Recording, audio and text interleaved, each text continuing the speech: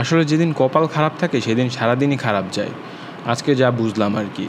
So basically হয়েছে যেটা, পুরান ঢাকা থেকে প্রায় 23টা পিজার মতো অর্ডার ছিল, অ্যান্ড এটা হচ্ছে একটা মেডিকেলের ফিস্টের জন্য।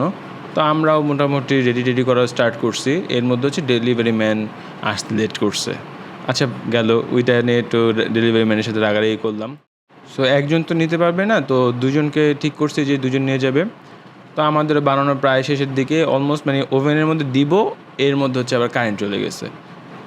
তো কী আর করা, পরে হচ্ছে ওই আপুর কাছে হচ্ছে সরি বললাম, একটু টাইম নিলাম। তো কারেন্ট পরে আসছে 1 ঘন্টা পরে।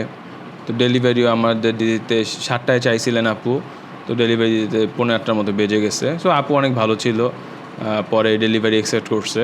অ্যান্ড ফাইনালি বলছে যে পিজার টেস্ট অনেক ভালো, মানে টাইম যে বেশি লাগছে ওইটা হচ্ছে পিজার টেস্ট দিয়ে পোষায় গেছে আর কি। তো আলহামদুলিল্লাহ। তো আজকে এই পর্যন্তই থাক।